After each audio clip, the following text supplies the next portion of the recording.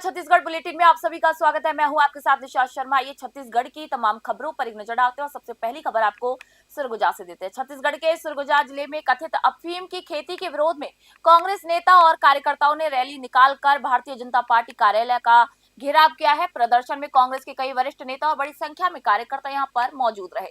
कांग्रेस नेताओं का आरोप है कि प्रदेश में कई जगहों पर अवैध रूप से अफीम की खेती हो रही है और सरकार इस पर सख्त कार्रवाई नहीं कर रही। रैली के दौरान नेताओं ने सरकार के खिलाफ नारेबाजी करते हुए जांच और कार्रवाई की मांग की है। सरगुजा से विनोद गुप्ता जरही की रिपोर्ट आपको बता रहे हैं। आज प्रदेश में नशा का नया नया तरीका भारतीय जनता पार्टी निकाल रही है और आज तक हम लोग इतने साल में कभी ये नहीं सुने थे कि छत्तीसगढ़ में अफीम का खेती होता है, लेकिन यहाँ भारतीय जनता पार्टी के जुड़े हुए बड़े और प्रभावकारी नेता लोग कई कई एकड़ में दुर्ग से लेकर के और बलरामपुर तक नशा का कारोबार चला रहे हैं, अफीम का खेती कर रहे हैं। समाज को नशे में ढकेलने का काम चल रहा है। बहुत चिंता का विषय है और किसी भी स्थिति में इसको होने नहीं देंगे। खबर भटगांव से। छत्तीसगढ़ के भटगांव में जामुन का पेड़ काटते समय हुए हादसे में 46 वर्षीय मजदूर ब्रजमोहन की मौत के बाद ग्रामीणों ने मुआवजे की मांग को लेकर धरना दिया। मृतक के परिजन और ग्रामीण सुबह 11 बजे से दोपहर 1 बजे तक प्रदर्शन पर बैठे रहे, जिससे इलाके में तनाव की स्थिति बन गई। घटना वार्ड क्रमांक 8 ईटा भट्टा पारा में हुई बताई जा रही है। सूचना मिलने पर प्रशासन मौके पर पहुंचा, प्रदर्शनकारियों से बातचीत की। भैया थान एसडीएम और शिव नारायण राठी यहाँ पर तहसीलदार के आश्वासन उन्होंने यहाँ पर दिया है कि शासन के नियमों के मुताबिक मृतक परिवार को जल्दी मुआवजा दिलाने की जो प्रक्रिया है वो पूरी की जाएगी। अधिकारियों के आश्वासन के बाद करीब 2 घंटे बाद यहाँ पर धरना समाप्त हो गया और आगे की कार्रवाई शुरू की गई। भटगांव से विनोद गुप्ता की खबर आप देख रहे हैं।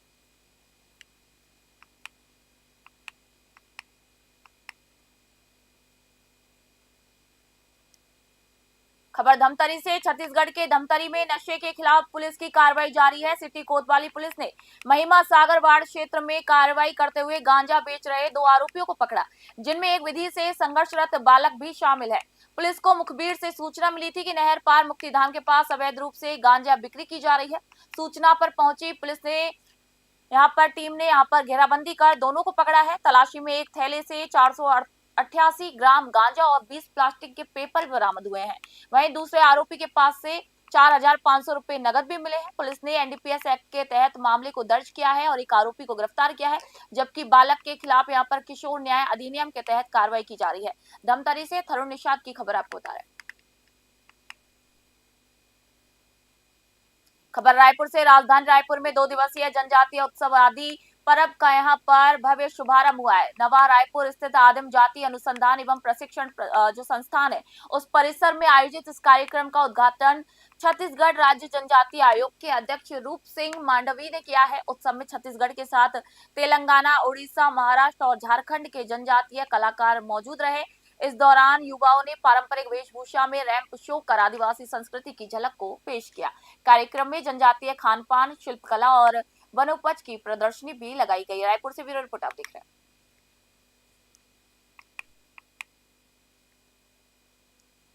छत्तीसगढ़ रायपुर में लंबित नियुक्ति की मांग को लेकर डीएड अभ्यर्थियों का आंदोलन लगातार तेज होता हुआ जा रहा है। राजधानी रायपुर में आज 14 मार्च को अभ्यर्थियों ने तूता धरना स्थल से विधानसभा की ओर दंडवत प्रणाम करते हुए रैली निकालने का ऐलान किया। बताया जा रहा है कि बड़ी संख्या में अभ्यर्थी इस मार्च में शामिल होकर सरकार का ध्यान अपनी और अपनी मांगों की ओर आकर्षित करेंगे। प्रदर्शनकारियों का कहना है कि लंबे समय से नियुक्ति प्रक्रिया पूरी नहीं होने के कारण वे आंदोलन करने पर मजबूर है।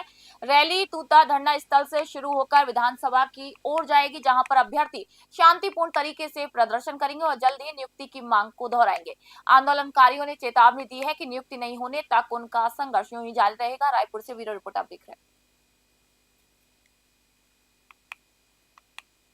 खबर जशपुर से। जशपुर जिले के कुनकुरी जनपद अंतर्गत ग्राम पंचायत कुंजारा में फर्जी बिलों के जरिए शासकीय राशि भुगतान का मामला सामने आया। आरोप है कि पंचायत में बिना जीएसटी पंजीयन वाले बिलों के आधार पर निर्माण कार्यों के नाम पर भुगतान किए जा रहे हैं, जबकि ये बिल पंचायत के किसी भी रजिस्टर्ड में दर्ज ही नहीं बताए जा रहे। इस मुद्दे को विधायक धलेश्वर साहू ने और छत्तीसगढ़ असेंबली में भी नियम 138(1) के तहत उठाया। शिकायतकर्ता बजरंग गुप्ता ने पहले प्रशासन को भी अवगत कराया था। मामला सामने आने के बाद पंचायत एवं ग्रामीण विकास विभाग ने जांच के निर्देश दिए। जिला पंचायत जशपुर को पूरे प्रकरण की जांच कर जल्द रिपोर्ट सौंपने के भी आदेश दिए गए हैं। जशपुर से ब्यूरो रिपोर्ट आप देख रहे हैं। छत्तीसगढ़ के उप मुख्यमंत्री अरुण साव ने यहां पर कांग्रेस पर सदन की कार्रवाई में अनावश्यक व्यवधान डालने का आरोप लगाया। रायपुर में मीडिया से चर्चा करते हुए उन्होंने कहा कि लोकतंत्र में चर्चा और बहस का महत्वपूर्ण स्थान है, लेकिन बार बार व्यवधान उत्पन्न करना उचित नहीं। उन्होंने कहा कि विपक्ष को सदन की गरिमा बनाए रखते हुए अपनी बात रखनी चाहिए। उप मुख्यमंत्री ने राज्य सरकार की गौधाम योजना का जिक्र करते हुए कहा कि इससे किसानों और गौवंश दोनों को लाभ मिलेगा। योजना के माध्यम से गौवंश के संरक्षण के साथ किसानों और पशुपालकों को आर्थिक मदद भी मिलेगी। उन्होंने कहा कि सरकार लगातार किसानों के हित में काम कर रही है और इससे ग्रामीण अर्थव्यवस्था को भी मजबूती मिलेगी। रायपुर से ब्यूरो रिपोर्ट आपको बता रहे हैं।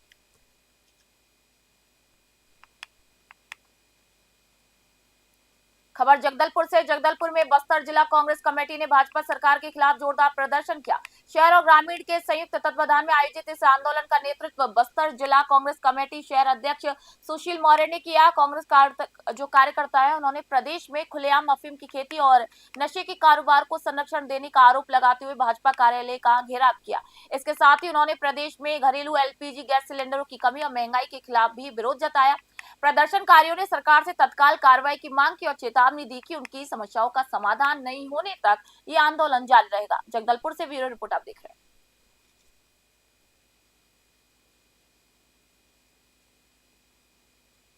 छत्तीसगढ़ बुलेटिन में फिलहाल इतना ही। नई अपडेट, नई जानकारी, नई नई खबरों के लिए देखते रहे न्यूज़ 21। फिलहाल मैं निशा शर्मा आप सभी से इजाजत चाहूंगी।